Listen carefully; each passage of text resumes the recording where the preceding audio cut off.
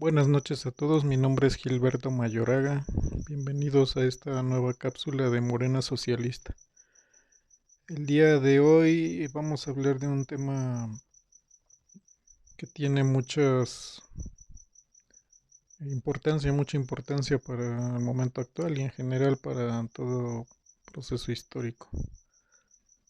El día de hoy vamos a hablar sobre las clases sociales en México, más allá de chairos y fifís. Las clases sociales usualmente son designadas con categorías o conceptos de uso corriente, es decir, suelen ser reducidas a la cuestión de pobres y ricos. Es decir, las clases sociales suelen ser caracterizadas por el nivel de ingreso de las personas. En realidad el concepto de clase social va más allá.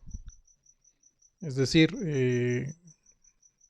las clases sociales son ciertamente grandes grupos de personas que conforman una sociedad. Pero el hecho de que la sociedad se divide en ricos y pobres en realidad es un efecto de las clases sociales más que la causa o raíz de que la sociedad esté dividida en clases. Las clases sociales se originan por la propiedad, la división de la propiedad en los grandes grupos de las que conforman la sociedad. Por propiedad no podemos hacer referencia a la propiedad en general, sino a la propiedad en concreto de los medios de producción. ¿Qué son los medios de producción? Pues son las fábricas, los medios de transporte, los bancos, las, eh, las marcas y todos aquellos insumos o máquinas y demás objetos que sirven para llevar a cabo una producción determinada. Los capitalistas lo son porque tienen la capacidad de usar todos estos elementos para producir, es decir, su riqueza o su capacidad económica es producto de la posesión que ellos tienen de los medios para producir. Y en oposición a ellos, los trabajadores solo tienen la posesión de su fuerza de trabajo y se ven obligados a venderla para obtener su sustento. Esa es la división primordial de la sociedad capitalista. La pobreza y la riqueza se originan de esta división y es una división histórica, es una división que procede del desarrollo que ha alcanzado una sociedad. No siempre la sociedad humana estuvo dividida en clases, es decir, en las primeras sociedades humanas no conocieron el desarrollo social por medio de clases. Las divisiones primordiales eran los clanes y las tribus. Los clanes y la gente que formaba parte de estos clanes y tribus poseían todos en común los insumos de producción, es decir, las herramientas que eran pocas y poco desarrolladas pertenecían a todos, así como el producto del trabajo. El producto del trabajo, es decir, la comida y los medios de vestir, eran distribuidos de manera igualitaria, es decir, que las primeras sociedades divididas en tribus y clanes conocían una forma primitiva de socialismo, que era la distribución en común de todos los bienes que la sociedad producía. Pero con el paso del tiempo, la tecnología de la sociedad fue aumentando, fue desarrollándose y la sociedad fue capaz de generar un excedente de producción, es decir, productos que excedían las necesidades de la sociedad y se fueron acumulando, ya fuera en forma de alimentos, vestidos u otros como herramientas. Estos, estos excedentes de producción, sin embargo, no fueron distribuidos o cada vez fueron menos distribuidos entre el común de las personas, sino que fueron acumulados por un cierto grupo de personas. Los jefes religiosos y militares se fueron apoderando de estos excedentes de producción. Y con base en esta apropiación se fueron separando de la sociedad como una clase dominante. Aprovechando este excedente de producción ejercieron su poder sobre el resto de la sociedad. Así surgieron sociedades como la de los esclavistas, En la Grecia y en la Roma antiguas surgió el feudalismo, que fue el dominio de los señores feudales sobre los siervos en la Edad Media, y así después llegó la sociedad capitalista, en la cual el excedente de producción es apropiado por una clase social en particular para su único goce y beneficio.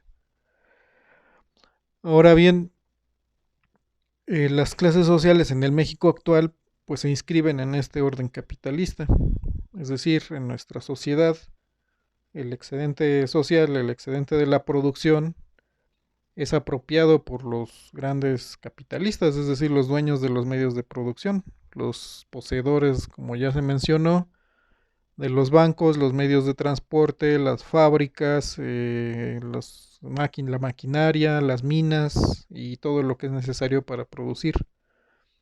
Ellos ejercen su dominio sobre estos medios de producción para obligar a las clases trabajadoras a vender su fuerza de trabajo. Esas son, digamos, las clases fundamentales de la sociedad capitalista en el México actual, pero no son las únicas clases que existen. Es decir, al lado de estas clases, que podríamos llamar las clases centrales, existen otras clases, es decir, existen, por ejemplo, los dueños de la tierra, aquellos dueños de grandes extensiones territoriales que sin embargo no producen a una forma enteramente capitalista.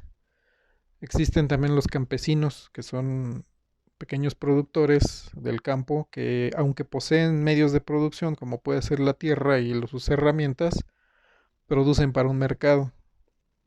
Y en muchos casos producen incluso para el autoconsumo y no contratan trabajadores o contratan muy pocos. Hay grupos de pequeños burgueses que son capitalistas pero que no forman parte de la gran clase capitalista, es decir, son pequeños productores, pequeños comerciantes que poseen algunos medios de producción y llegan a contratar a veces a trabajadores, pero en cantidades muy pocas. Por eso estos pequeños burgueses están en forman un grupo intermedio entre los capitalistas y los trabajadores. Estos pequeños burgueses se enfrentan continuamente al riesgo de arruinarse y pasan en masa a las clases trabajadoras. Muy pocos de ellos logran ascender en la escala social y convertirse en verdaderos capitalistas. Por eso los pequeños burgueses son en realidad una clase en transición, una clase que está en continua descomposición y que es por lo tanto muy inestable. Además, al lado de estas clases hay una gran cantidad de elementos desclasados, es decir, no toda la sociedad se encuadra en clases sociales, contrario a lo que se sostiene en los medios burgueses o en la literatura burguesa, la teoría socialista, la teoría marxista, no engloba toda la sociedad en elementos de clase, es decir, hay muchos elementos sociales que se llaman desclasados. Por ejemplo, la intelectualidad académica, los académicos, muchos profesionales, policías y soldados son elementos que aunque proceden de clases sociales, no se hayan inscritos plenamente en las relaciones de producción, en las relaciones de las clases sociales.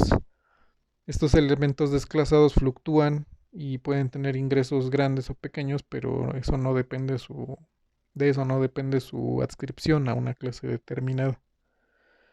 Ese es, digamos, un cuadro muy general, muy, digamos, burdo de la situación de las clases sociales en México.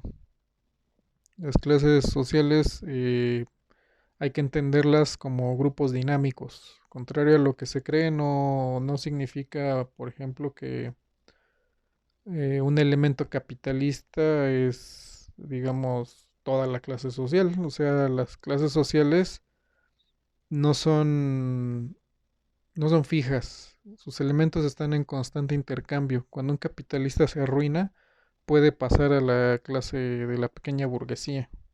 O cuando un pequeño burgués se hace rico, puede pasar a la clase capitalista. Es decir, hay una especie de pared porosa por la cual los elementos tienen cierta movilidad. Pero esta movilidad es limitada históricamente y el hecho de que haya pequeños burgueses que se enriquecen y se vuelven capitalistas no borra el hecho de que los muchos pequeños burgueses más se arruinan y se convierten en proletarios. Es decir, las clases existen más allá de que sus elementos se muevan de un nivel a otro. Ahora bien, tampoco estas clases sociales existen fijas y bien determinadas, sino en un constante proceso de lucha, descomposición, recomposición y lucha. La lucha de las clases es permanente y es total a través de la historia de un modo de producción, como es el caso del capitalista. Las clases luchan por defender sus intereses de clase. Es decir, los capitalistas luchan constantemente por mantener su control de la producción y por apoderarse del producto social, del producto del trabajo. Mientras que las clases trabajadoras luchan constantemente por mejorar su calidad de vida, por obtener salarios más altos, por disminuir la jornada laboral y en general por obtener un progreso social, es decir, por ir mejorando generación con generación. Esa lucha solo se resuelve en los hechos, es decir, se resuelve en las huelgas, en la imposición de candidatos propios en el aparato de Estado y por otro tipo de situaciones, sobre todo, por ejemplo, el reparto del presupuesto de los estados. Si el presupuesto se va a dedicar a fortalecer a la clase capitalista, los negocios de la clase capitalista, o por el contrario, si ese presupuesto se va a usar para mejorar las condiciones de vida de la población. Pero esa lucha es constante y eso es lo que hay que resaltar de manera incisiva, es que la lucha de las clases es permanente. Aunque muchas veces no faltan autores que se dedican a predicar la conciliación o la conciliación de entre las clases, esta conciliación en realidad o significa el dominio de una clase sobre las otras, o bien significa que hay una especie de equilibrio transitorio que no tarda en romperse para reiniciar una vez más la lucha. En México, en la actualidad, la lucha de clases se manifiesta más o menos de esa manera. Es decir, una lucha por el presupuesto, una lucha por el salario, una lucha por liberarse de las clases trabajadoras, del dominio y la tutela de las clases dominantes, sobre todo la clase capitalista. Y a nivel de propaganda, pues se ha desarrollado mucho gran tensión social que ha generado esa retórica acerca de chairos y fifís. ¿Qué son chairos y qué son fifís? En realidad no está del todo precisado, son simplemente conceptos de propaganda. Es decir, las clases dominantes y sobre todo sus propagandistas han estereotipado a la izquierda, inclusive más allá de que se trate de trabajadores, como digamos, una rémora al desarrollo y al progreso. Se les ha denominado por ello chairos. Es un término despectivo, peyorativo, que simplemente se ha reproducido como un eje de propaganda para descalificar, pero no hay realmente un contenido preciso detrás de él. Por otro lado, a raíz de ciertas observaciones de López Obrador, cierta caracterización que hizo de la prensa de derecha, llamando la prensa fifí, que era un término antiguo que se usaba en otra época para designar a la prensa de derecha en general, a la prensa alineada con los intereses de los grandes capitales y la gente más poderosa, pues se le llamaba así fifí, y ese término ahora se retoma como caracterización de ciertos grupos sociales que se oponen al gobierno. Hay que resaltar que como estas nociones son de propaganda, en realidad solamente son una especie de tenue evocación de las clases sociales y no tienen en realidad mucho que ver, ya que en realidad si en sentido estricto, tanto chairos entre comillas como fifís entre comillas pueden ubicarse como parte de ciertos bloques de la pequeña burguesía y de los elementos desclasados, que arrastran a ciertos sectores de los trabajadores y por otro lado de los capitalistas. Es decir, este debate ha enturbiado un tanto la cuestión de dónde están los verdaderos intereses de clase. Y es necesario precisamente descifrar realmente dónde está la lucha de clases y dónde se encuentra realmente la posición de los intereses de la clase trabajadora. Los intereses de la clase trabajadora deben emerger también en el terreno ideológico. Es decir, aunque las clases emergen de la situación económica, de la organización económica de la sociedad, tarde que temprano se representan como luchas ideológicas, como luchas de proyectos políticos. Pero esta polémica que es producida por esa tensión entre las clases, a la vez la oculta. Y el trabajo de los marxistas en este caso es desbrozar dónde se encuentra realmente el interés de los trabajadores. El interés de los trabajadores en este sentido tiene que ir con el objetivo de plantear una lucha de clases de los trabajadores contra los capitalistas y no entramparse en este tipo de polémicas que solamente oscurecen el punto central, que es quién posee los medios de producción y en favor de qué intereses. No todos los empresarios tienen conciencia de clase, pero en general sus grupos dirigentes o los grupos más poderosos sí la tienen y son capaces de arrastrar a todos en ese sentido. Ahora bien, los trabajadores tienen el lastre de competir unos con otros por el trabajo y eso los divide. La división entre supuestos chairos y supuestos fifís es otra forma de dividir a los trabajadores. Los trabajadores deben tener o deberían tener una conciencia clara de sus intereses y de cómo la clase capitalista busca dividirlos de mil maneras, ya sea por prejuicios étnicos raciales o prejuicios nacionales y mediante polémicas falsas como es la de chairos y fifís. Los trabajadores deben unificarse, deben unificar sus intereses y deben enfocarlos en la lucha.